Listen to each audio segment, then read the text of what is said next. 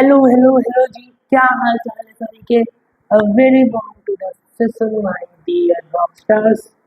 तो आज के इस वीडियो के अंदर हम लोग फिर से शुरू करने जा रहे हैं एसएसटी, बट बट ये क्लास 10 का एसएसटी होगा। 9 गया, अच्छा हो बुरा हो कोई फर्क नहीं पड़ता है, आप अगर मेहनत किए हो बस उतना मैटर करता है। तो अगर 9th में मेहनत नहीं भी किए हो या किए भी हो तो इससे बहुत ज़्यादा फर्क नहीं पड़ता। हम लोग क्लास 10 में शुभारंभ करने वाले हैं, बट इस बार वन शॉट सीरीज में कुछ वो आ रहे हैं, कुछ न्यू चेंजेस आ रहे हैं। तो अब से क्या होगा, अब से बोर्ड पे आप लोग को रिटन कंटेंट मिलेगा, आप लोग चाहो उतार सकते हो।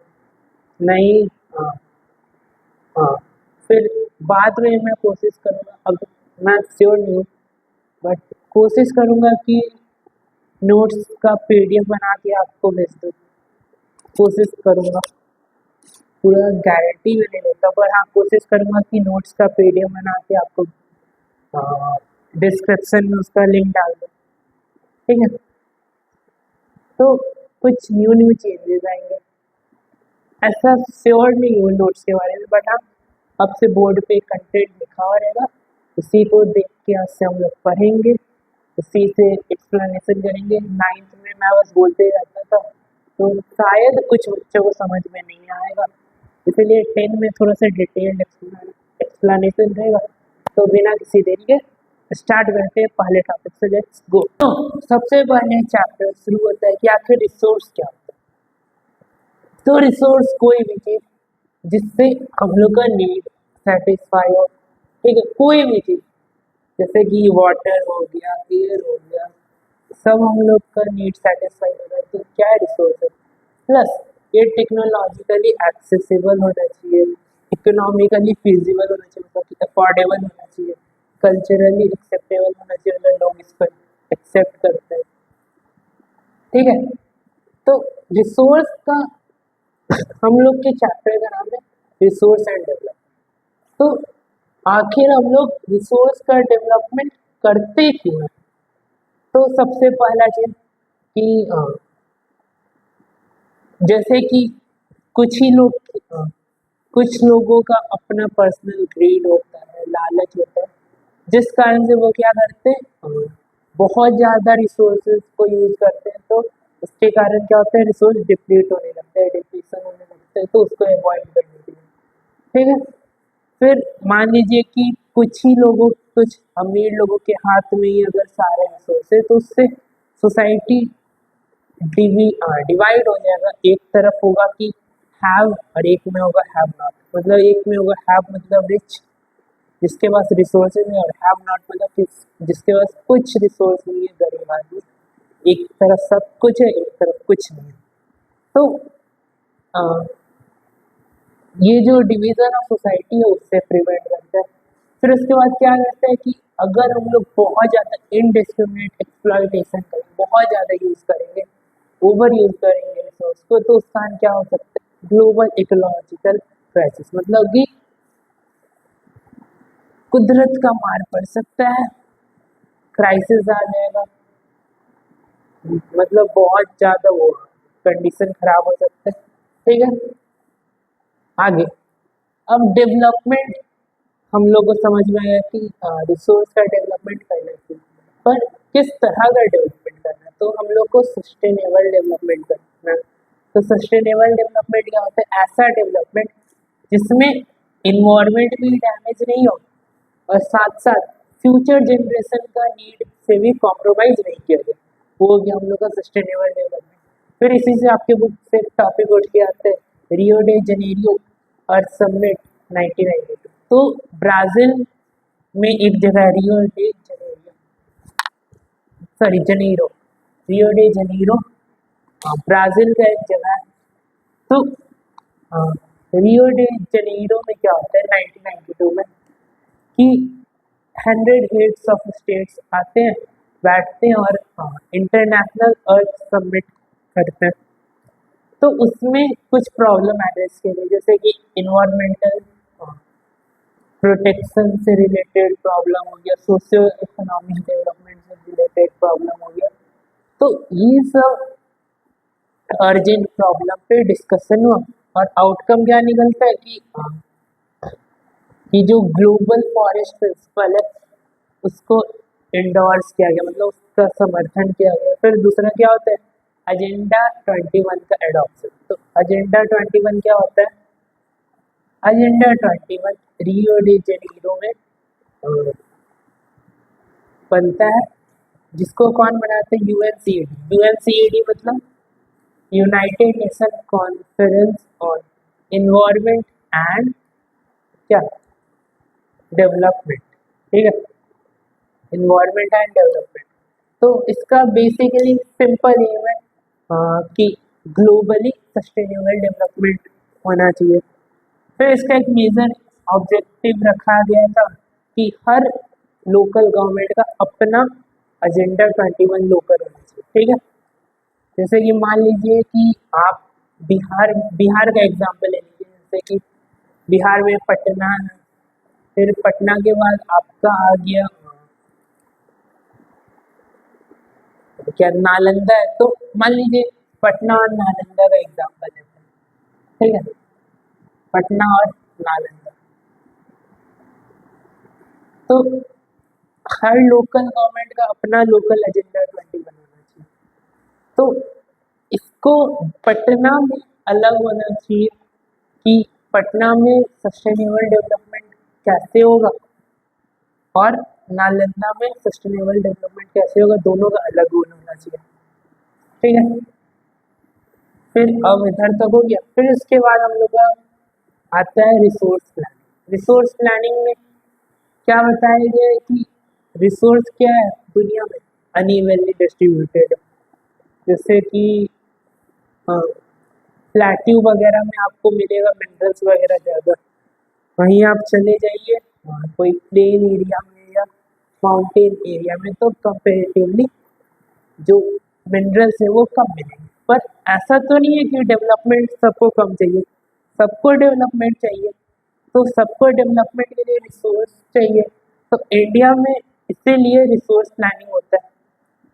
ठीक है, तो इंडिया में रिसोर्स प्लानिंग कैसे होता है, तो सिंपल स्टेप में पहले आइडेंटिफाई किया जाता है कि कहाँ कहाँ पे रिसोर्स है, कितना रिसोर्स है। ठीक है, फिर उसके बाद प्लान किया जाता है कि कैसे हम लोग कर सकते हैं वहाँ किसी जगह पे रिसोर्स डेवलपमेंट। फिर उसके बाद जो नेशनल डेवलपमेंट प्लान है उससे रिसोर्स प्लानिंग को मैच किया जाता है और फिर उसके बाद डेवलपमेंट होता है। ठीक है, तो अब आगे बढ़ते हैं। अब हम लोग बढ़ते हैं अपने अगले टॉपिक की तरफ, जो कि हम लोग का role of technology and institution in development. हम लोग देखें डेवलपमेंट कैसे हुआ, रिसोर्स का डेवलपमेंट कैसे होता है, प्लानिंग कैसे होता है रिसोर्स डेवलपमेंट का। अब हम लोग देखेंगे टेक्नोलॉजी और इंस्टीट्यूशन का क्या रोल होता है डेवलपमेंट। ठीक है, माइक ऑन है। तो इसका एग्जांपल हम लोग कॉलोनियल रूल से लेते हैं। कॉलोनियल रूल मतलब जब ब्रिटिश लोग आए थे, तो ब्रिटिश लोग क्या किया आके, उन लोग के पास इतना मॉडर्न टेक्नोलॉजी था, इतना उन लोग का इंस्टीट्यूशनल डिज़ाइन अच्छा था कि वो हम लोग के ऊपर कंट्रोल कर पाए उतने साल। हम लोग से सारा रिसोर्सेज लेके हम लोग के रिसोर्सेज को डिप्लीट करके अपने आप को रिसोर्स रिच कर पाए। ठीक है, फिर अगला हम लोग का टॉपिक है conservation of resources. Conservation of resources में जैसे कि गांधी जी कहे थे, there is enough for everybody's need but not for everybody's greed. मतलब अगर जरूरत देखा जाए तो दुनिया में इनफ रिसोर्सेज है सबके जरूरत के लिए, पर जो लालच जो हम लोग के अंदर है उसके लिए रिसोर्सेज इनफ नहीं है। ठीक है, फिर कुछ इम्पोर्टेंट डेट दिया हुआ है जहाँ पे बताया गया था कि कंजर्वेशन ऑफ रिसोर्सेज के बारे में बात होती है। जैसे कि फर्स्ट टाइम हुआ था 1968 में इंटरनेशनल लेवल पर रिसोर्स कंजर्वेशन का बात रोम में। ठीक है, फिर 1974 में एक राइटर थे जिनका नाम था एस.क्यू. मैचर, जो कि अपने बुक स्मॉल इज ब्यूटीफुल में रिसोर्स कंजर्वेशन के बारे में लिखे थे। फिर उसके बाद 1987 में जो ब्रुंडलैंड कमीशन रिपोर्ट है उसके अंदर सस्टेनेबल डेवलपमेंट के बारे में बताया गया। फिर सस्टेनेबल डेवलपमेंट का बाद वन कॉमन अर्थ नाम का बुक में भी आया।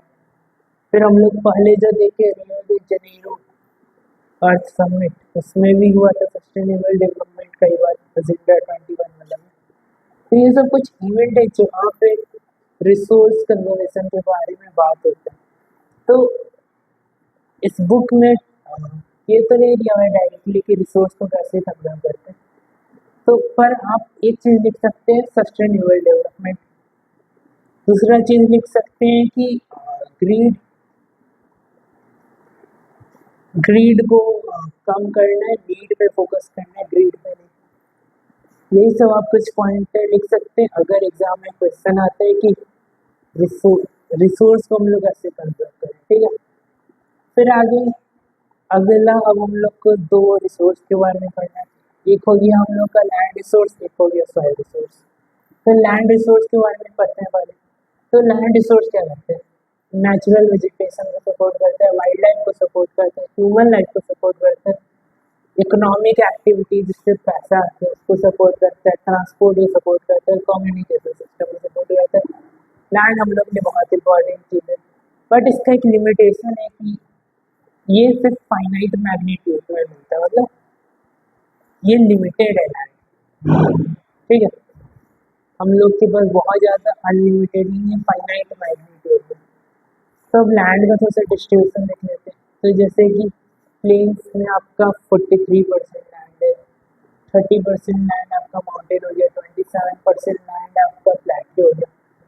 ये सबको बहुत यूज है। जैसे कि प्लेन क्या होता है? प्लेन में हम लोग का बहुत ज़्यादा फर्टाइल लैंड होता है, यहाँ पे हम लोग एग्रीकल्चर प्रैक्टिस कर सकते हैं, ये टूरिस्ट स्पॉट भी होता है, लोगों का ज़्यादा यहाँ पे कंसंट्रेशन भी रहते हैं, यहाँ का पॉपुलेशन भी ज़्यादा होता है। माउंटेन्स वगैरह हो गए, यहाँ पे आप लोग को वो मिलेगा, क्या होता है, ग्लेशियर से आपको वाटर मिलता है, तो भी माउंटेन्स में से मिलता है। माउंटेन से बहुत क्या होता है, फॉरेस्ट वगैरह मिलता है माउंटेन में। प्लेट्यू में भी थोड़ा बहुत फॉरेस्ट मिलता है, यहाँ पे प्लेट्यू में आपको मिनरल्स वगैरह मिल जाएगा। तो ये सब कुछ सिग्निफिकेंस है लैंड का, ठीक है। अब लैंड को यूज़ कैसे करते हैं हम लोग, क्या कितना परसेंट लैंड कहाँ पे यूज होता है? तो सबसे पहले फॉरेस्ट, लैंड को हम लोग एज फॉरेस्ट भी यूज़ कर सकते हैं। फिर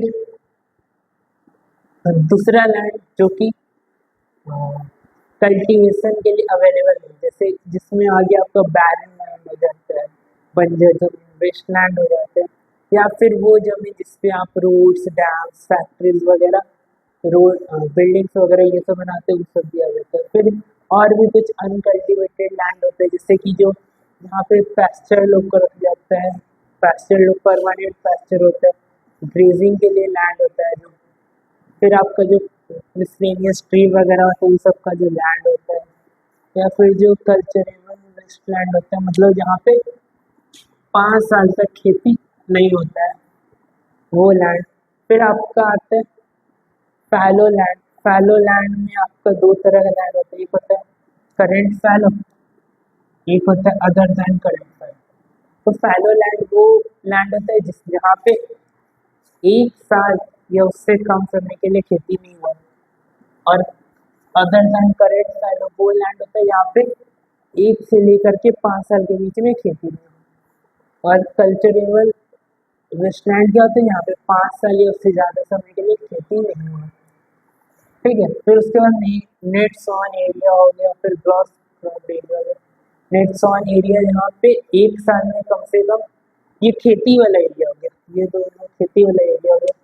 net sown area, grass crop area, ये सब खेती वाला एरिया हो गया। नेट सोन वो एरिया जहाँ पे साल में कम से कम एक बार खेती हो रहा हो, और ग्रॉस क्रॉप वो एरिया जहाँ पे एक से ज़्यादा बार खेती हो रहा हो, और प्लस देखना एक बहुत इंपॉर्टेंट कॉन्सेप्ट है। यहाँ पे जगह छुटा हुआ है कारण है। मान लीजिए आप करते हैं, आपके पास 5 एकड़ लैंड है, ठीक है, 5 एकड़ लैंड है। तो नेट सोन एरिया में आप क्या करते हैं, आप पूरा में खेती करते हैं एक बार साल में, ये नेट सोन एरिया है। पर एक सीजन में खेती की, फिर अगला सीजन आया, फिर आप दूसरा क्रॉप लगाते, फिर आप दूसरा क्रॉप लगाते हैं, ठीक है। तो यहाँ पे ग्रॉस क्रॉप एरिया क्या होगा, नेट सोन एरिया में एक बार होता है, क्रॉस क्रॉप एरिया में एक से ज्यादा बार होता है। तो पहले हम लोग का 5 एकड़ था पूरा जमीन, एक बार हुआ, फिर दूसरी बार भी हम लोग का 5 हुआ, तो हम लोग का 10 एकड़ लैंड हो जाएगा ग्रॉस क्रॉप एरिया। ठीक है, समझ में आया, मतलब कि net area, net sown area plus जो दोबारा खेती होती है, दोबारा खेती हो रहा है उसमें जो जितना लैंड में एरिया होता है वो आपका हो गया ग्रॉस क्रॉप एरिया। ओके, फिर हम लोग इतने अच्छे तो है नहीं कि डिग्रेड नहीं करेंगे, तो लैंड का डिग्रेडेशन भी होता है। तो कैसे होता है, डिफॉरेस्टेशन से पेड़ काट दिया जाता है, ओवर ग्रेजिंग से होता है। ओवर ग्रेजिंग में जैसे कि जानवर को खुला एकदम एक ही जगह पे हर बार एकदम खाने के लिए छोड़ दिया जाता है, तो वहाँ पे क्या होगा, घास खत्म हो जाएगा। फिर माइनिंग माइनिंग एक्टिविटी वगैरह से भी लैंड खराब होता है। फिर ओवर इरिगेशन, ज़्यादा पानी डाल देते हैं तो उससे जो लैंड होता है उसमें वो सॉल्ट वो जमा हो जाते हैं, इससे भी लैंड डिग्रेडेशन होता है। फिर मिनरल प्रोसेसिंग, मतलब कि वही माइनिंग ही मान लीजिए, माइनिंग मान लीजिए, नहीं नहीं प्रोसेस, माइनिंग के बाद क्या होता है ना कि मिनरल को प्रोसेस किया जाता है, अलग अलग रिफाइन किया जाता है, तो उसी को हम लोग क्या करते हैं, मिनरल प्रोसेसिंग। तो इसका हम रैशनल भी देख लेते हैं, कंजर्वेशन मेजर, डिफॉरेस्टेशन एक प्रॉब्लम था, तो इसका क्या है रैशनल, एफॉरेस्टेशन। ओवर ग्रेजिंग था एक प्रॉब्लम, तो इसका रैशनल क्या है, मैनेजमेंट ऑफ ग्रेजिंग लाइन। फिर हम लोग का माइनिंग प्रॉब्लम था, रैशनल रेगुलेटेड माइनिंग, तो उसके पैरेलल में आप लोग का प्रॉब्लम दिया हुआ है, ठीक है। बहुत ज़्यादा रटेगा नहीं, ओवर ओवर इरिगेशन एक प्रॉब्लम था, तो उसका एक सिंपल सोल्यूशन है कि रेगुलेटेड इरिगेशन, जिसको हम लोग कर सकते हैं स्प्रिंकलर सिस्टम से, ड्रिप इरिगेशन से, ठीक है। फिर मैं फिर और भी कुछ एग्जांपल है, जैसे कि शेल्टर, मतलब कि आपका जमीन है, उसके चार उसके चारों ओर आप पेड़ लगा दीजिए, तो उससे क्या होता है, सॉइल इरोजन वगैरह नहीं होता है, ठीक है, लैंड बच जाता है।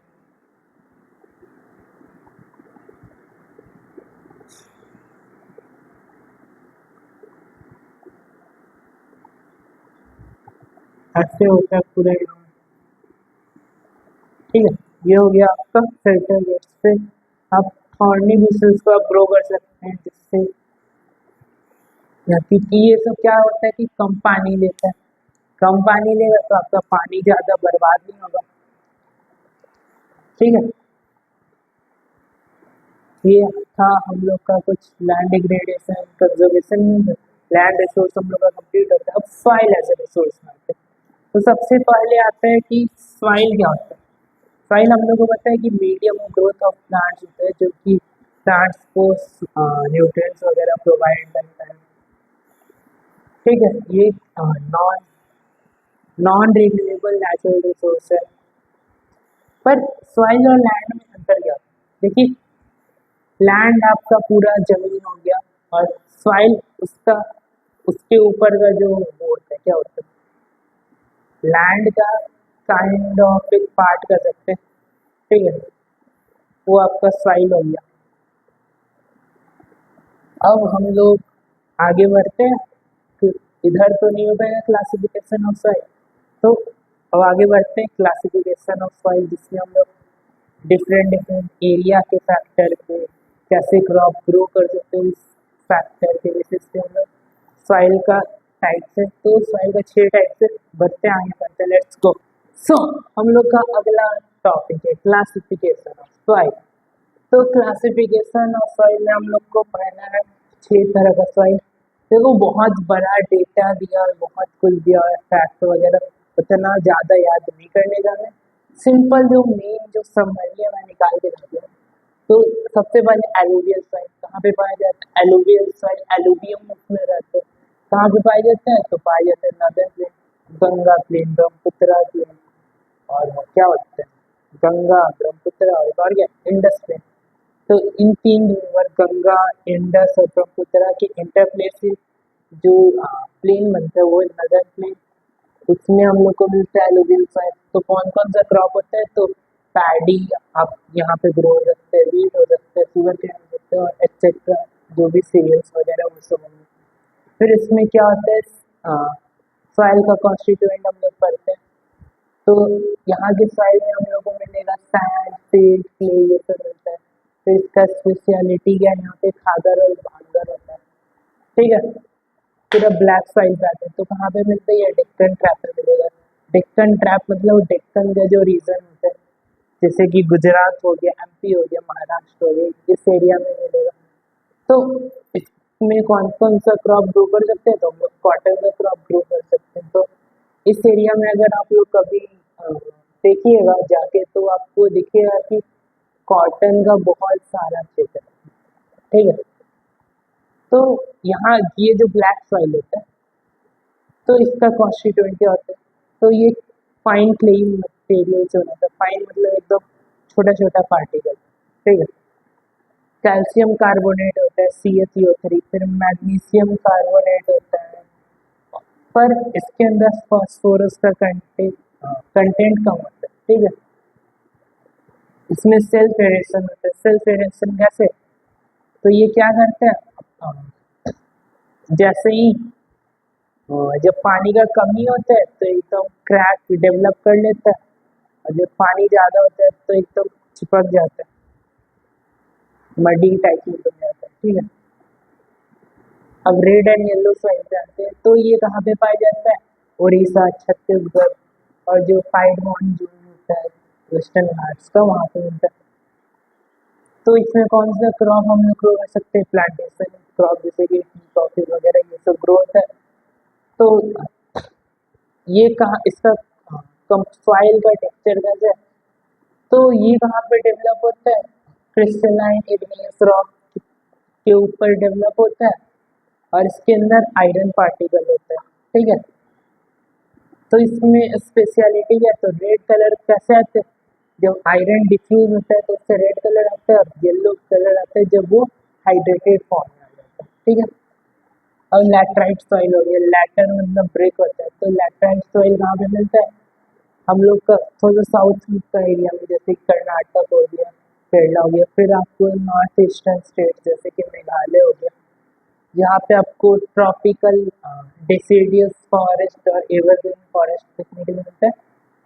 वहाँ पे आपको लैटराइट सॉइल मिलेगा। तो यहाँ पे कौन कौन सा हम लोग क्रॉप ग्रो कर सकते हैं? कैच्यू नट्स हो गया, पाइन एप्पल हो गया, फिर टी हो गया, कॉफ़ी हो गया, ये सब हम लोग ग्रो कर सकते हैं। सॉइल यहाँ पे ह्यूमस सॉइल में होता नहीं है, डीप होता है, एसिडिक होता है, और प्लांट प्लांट में डिफिशिएंट नहीं होता, प्लांट न्यूट्रिएंट में डिफिशिएंट होता है। ठीक है। यहाँ पे प्लांट न्यूट्रिएंट कम होता है। तो इसमें क्या होता है? इंटेंस लीचिंग होता है ड्यू टू ड्रिल। लीचिंग मतलब वो क्या बोलते हैं खैर, अभी याद नहीं आ रहा, बात बता रहा हूँ। तो एरिड फॉरेस्ट हो गया। एरिड मतलब जैसे कि आप लोग सैंडी सॉइल टाइप ऑफ कर सकते हैं, जो कि राजस्थान का वेस्टर्न पार्ट से मिलता है, डेजर्ट एरिया में जनरली मिलता है। यहाँ पे हम लोग रेड पेड क्रॉप ग्रो करते हैं जिसमें बारिश पे जो डिपेंडेंट नहीं हो, जैसे ज्वार हो गया, बाजरा हो गया, मीज हो गई, ये सब यहाँ पे ग्रो होता है। यहाँ पे ह्यूमस भी नहीं होता है, मॉइस्चर भी नहीं होता है। रेड एंड येलो सॉइल में आपको क्या था? ह्यूमस नहीं था, इधर ह्यूमस और मॉइस्चर दोनों नहीं है।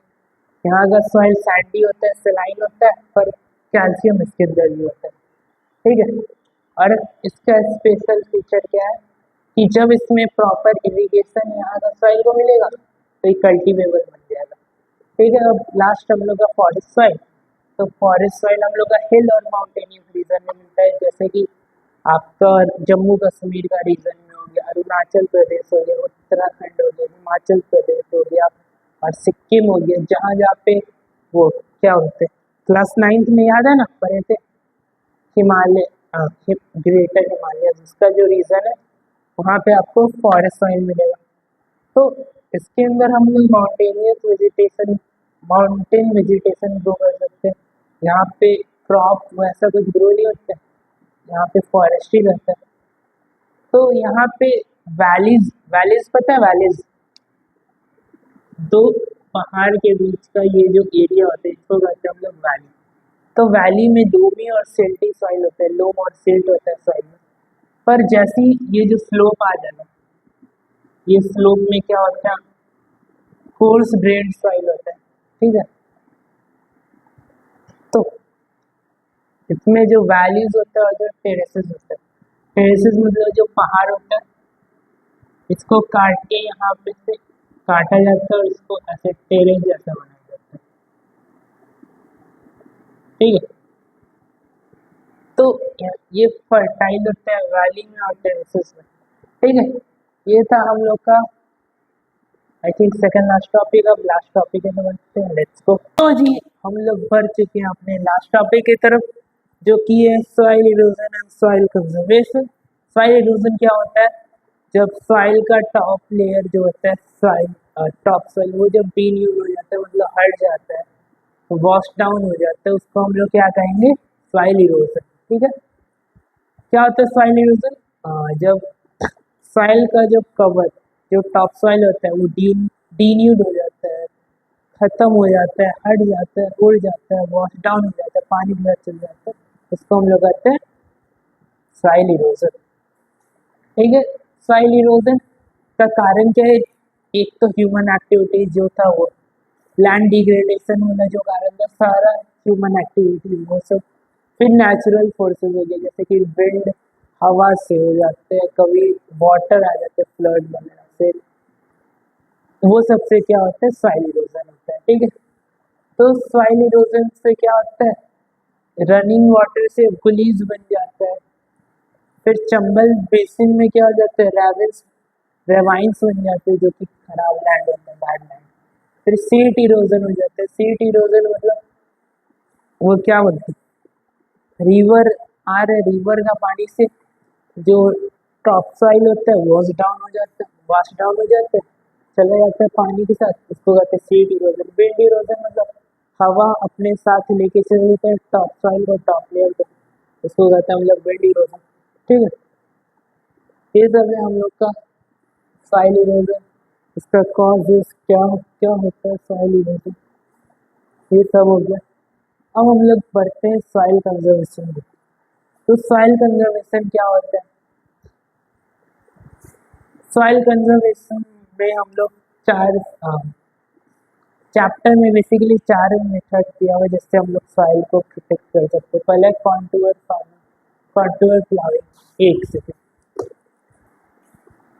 कॉन्टूर प्लाविंग मतलब पहाड़ है, स्लोप है, स्लोप के अगेंस्ट मतलब ऐसे ऐसे बना देना, रो इसमें खेती करना। ठीक है। फिर टेरेस फार्मिंग हो गया। टेरेस फार्मिंग मतलब ये जो स्लोप है इसको काट करके टेरेस जैसा बना देना, स्ट्रक्चर ऐसे सीढ़ी जैसा बना देना। फिर स्ट्रिप फार्मिंग क्या होता है, इंटर क्रॉपिंग, पता होगा ना इंटर क्रॉपिंग, जिससे एक खेत है उसमें यहाँ पे आपका हो गया, चल जा चल जा,